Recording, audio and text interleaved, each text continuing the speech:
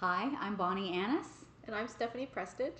and we are here today from the Moor to continue the discussion about probiotics and that umbrella. And we're going to cut through some of the marketing verbiage, because we usually do that, and get to the science. So I think that it's pretty well recognized that Esse is the world leader as the very first company to come out with a live probiotic serum all the way back in 2015. Yep. They were the world's first, so they were absolutely the leader in that. And they're recognized for that. And I think that we also recognize that probiotics are helpful to our skin. I think we're at that point where we have gotten to the point where probiotics are important for the gut. Yeah. We got that years ago, but we're learning now that it's not quite as simple as that. You can't just hand a single ingredient over. You can't do that for your gut. You can't do that for your skin either. So what Esse's goal is beyond probiotics, it's actually skin microbiome modulation, which is the entire skin microbiome. So the probiotics, live probiotics, are an absolute key component of caring for your skin, and the biotechnology that Esse employs. They also understand that finding balance and creating resilient skin is more of a long-term sustainable strategy for the health of your skin. Yeah, there's no quick fix. No, absolutely. We have to do the work. Yep. But also we have to do less, I think. I think that moving away, but we have to do it better. Do less better. Do less better. Yeah. I think that is an excellent slogan. And I like that, because sometimes the skin microbiome conversations we're having feel very complicated, and I get the feeling that a lot of our stockists feel that way too. It's like, where do I start? How do I learn?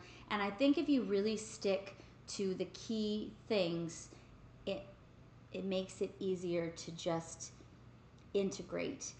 That and an unfortunate thing, and why we do these lives as well, and a very unfortunate thing is the probiotic word is being butchered now, just as in the past the word organic got butchered and overused by manufacturing and marketing slogans. And so it's now buffering through all that noise of what really is and what isn't. So let's restate that. Yeah. A probiotic needs to be a live biotherapeutic ingredient. It needs to be live. In order to be a probiotic, it needs to be live. We've talked about that. Please see some of our other YouTube lives and Instagram or LinkedIn lives. But today we're going to talk about the pre and the postbiotics and the role they play in creating a sustainable, well-modulated, full skin microbiome. So let's dig into that. So first off, Stephanie, what is the difference between a prebiotic and a postbiotic? Prebiotics, we need to feed the good. That's what I want to pause on. We need to feed the good that's living on the skin, not the bad. Right. Because again, the bad is what's causing skin conditions. We need to feed it with biotechnology ingredients, but we also need to incorporate biotechnology ingredients in the latter end of it as well. And with postbiotic ingredients, we are helping with the competitive exclusion, but in a non-living way. So we're using non-living microbe type ingredients to start helping a little bit of that competitive exclusion. Okay, so we'll dig into that a little bit more a little bit later. So stick with us, because we're gonna make things much more understandable if you're having challenges with the pre, pro, and postbiotics. So first off, how do prebiotics feed the good microbes on the skin? Good question. How scientists have been able to do this in creation, and how Trevor has been able to do this in creation, is looking at complex sugars. Okay. So if we take, for example, a sugar molecule, one sugar molecule, the good and the bad microbes can digest it. It's easy, it's digestible. Simple. But when you get to complex sugars, very complex, kind of like we talk about oligosaccharides and different things, there's more chains. Okay, so oligo means few chains, more chains to that molecule. And our co-evolved microbes know how to eat it, know how to digest it well. But the pathogenic microbes, it's too big, it's too complicated. They'll eat part of it, not part of it. So they're not getting enough food. Okay. So they're dying off. So the interesting thing here, oftentimes this comes up in conversation, is that you can relate it to the foods that we eat. We Yes. know for a healthy diet, we need to eat complex carbohydrates. So the Yep. same with the Not refined. microbes on our skin. Yep. They need the complex sugars as well. Yep. And that the pathogenic microbes can't eat those Yep. complex. Yep. So it's pretty basic. That's, So that's one way. That's the pre. There's two. Okay. There's actually two to pre. Okay. Which is really, really cool. This part like excites me. So here we go. I get very excited about this one.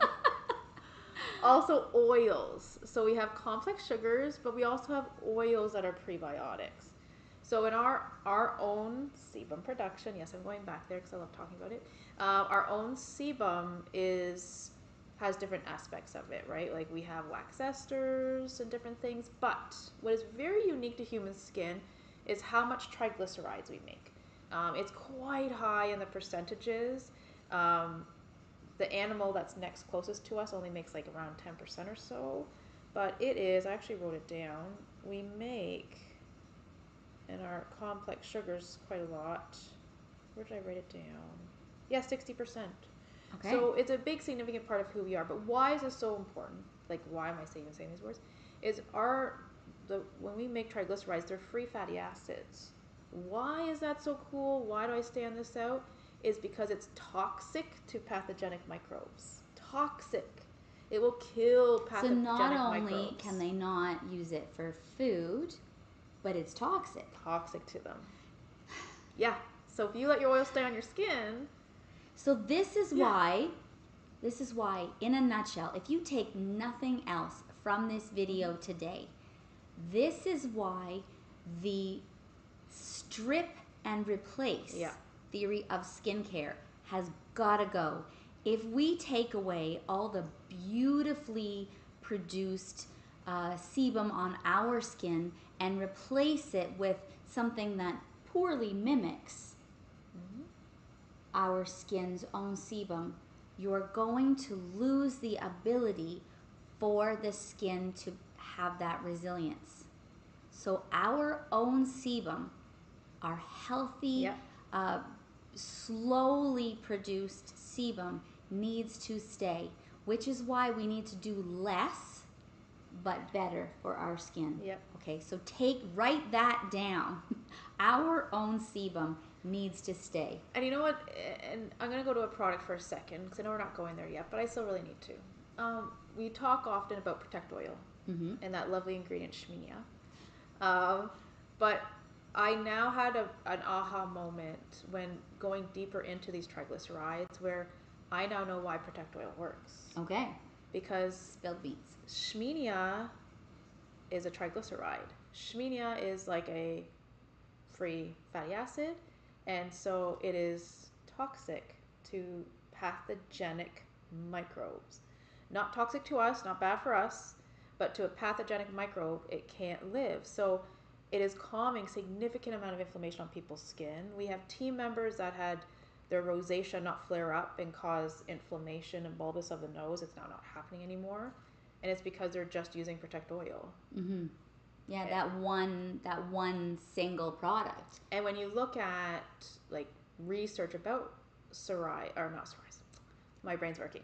When you look at research around rosacea and you look at the different types of like Cutibacterium, that's affecting like higher amounts of Cutibacterium and why rosacea is flaring up, and Demodex mites and why rosacea is flaring up, you're taking away the pathogenic, so they're not flaring up. Mm-hmm. So, and then we could talk about acne for the same thing. Yeah. We could talk about external signs of aging, same thing. mm-hmm. All these inflammatory processes can be reduced when you make sure to feed your good microbes with complex sugars and don't give the pathogenic microbes anything to feed on. And that comes from sebum, and that comes from the prebiotics that we can feed our skin. Okay, so this is so much.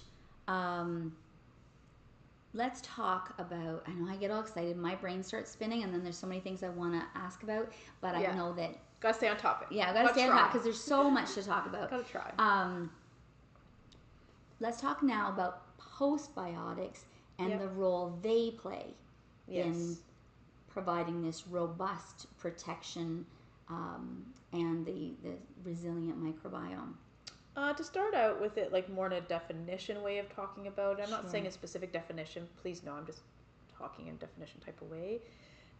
When we talk about postbiotics, we can talk about them conferring or giving health benefits to a host. So in this specific host, that is the skin organ, that is a skin microbiome, it is hosting and to try to help that competitive exclusion. Okay. So that's when we could talk about, if you properly talk about postbiotics, then you need to properly talk about how they're created. So in a proper product label, if they are truly using this, they would say non-living probiotics. Even better, they would say tyndallized. They just need to be more specific. Or lysates or broths. Okay. Or fermentations, right? Like broths, things of that nature. So if you talk about tyndallized, what most companies normally do is they just heat kill. They just use a high temperature, heat, and kill. Just kill, break it down. Not wrong. Like that is a tyndallized So they're microbe. trying to take the microbes, heat it up, chop them up, and then stir them back into strain them off, put them into a solution, because that strain is your broth. So when you make tyndallized microbes, when you make lysates, there's that taking things apart in broths. And the lysate is the breaking. The breaking, yeah. So lysate's breaking. So if we go back to tyndallized for a second, what S does very uniquely, and of course, being the first of doing all of this, and I want to say Trevor is like a guru of probiotics. He's kind of obsessed. Yeah. But what they've done is they've taken it a step further and don't just like kill everything apart. So they're control heat. So they do a multiple control heat run-throughs of it. And the reason is multiple cycles. I think that's better wording. Yeah. And the reason of that is to be able to keep the protein chains on the outside of the molecule, because when you overheat, you just break everything down. Like it's all broken down. So if they can keep the protein chains on the outside of that molecule still attached, even though they killed it, it just does so much more for the skin organ, because so many parts of our skin organ are from protein bases. So it'll just, like, for example, increase tight junctions, have stronger desmosome connections. Like, it's just going to help your protein structures. Where lysates, like you said, they come apart. And the plasma, am I right to say plasma? Cytoplasm, sorry. Let me get the right words in here. Cytoplasm is released. Well, why is that important? Why do I care? Because of the antimicrobial peptides that are released.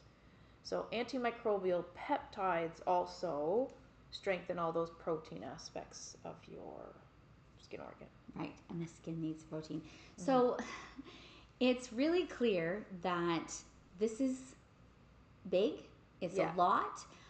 Stephanie, you really demonstrate your background in education, which is why you're such an amazing gift. Oh, thank you. But what I think is really important is you can't get this all in 1 minute. No. What you can do is trust that it works the way it says, and the way you can explore this is by rewilding your own skin. That's where it's simplified, is in a set of products that contain the pre, pro, and postbiotics.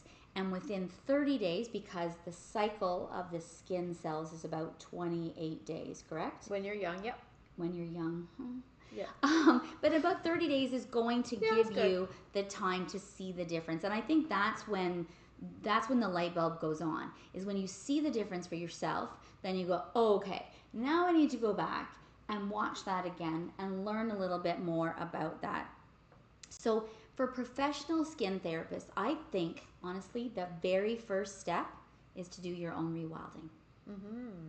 You can order a lovely little 30-day kit. It's actually about 4 to 6 weeks of products. There's the kit right there. I think that's the first step. Secondly, you can then bring this to your client through the Esse live probiotic experience. Yes. And it's another light bulb moment for your client as well. We've seen this. Well, we've seen it, and I give an example of something that was just recently shared with me. We have a school now in Canada that is using Esse, and feedback that I just received is they've only had 2 classes they used Esse in their practical component of their laboratory learning. And after the very first class of using it, students kept coming up to say how different their skin felt in a positive way, even though they've worked with other brands. And they're now looking at wanting to open a business with it because of how improved their skin was. How quick it was, how it made a huge difference. For me, it was 5 days. 5 days till I had that aha moment. I've been using great skincare for a lot of years. And that's a good point right there. You were using good skincare. The skincare just did not focus as much on the skin microbiome and the ecosystem. As actively on the ecosystem of the skin microbiome. And that alone changed it. I really encourage people to, and skin professionals, to give this a try, because you won't know why we get so excited about this until you've tried it. So reach out. We can connect you with the 30-day rewilding, and we can have that in just a couple days. You ready? Okay, let's go.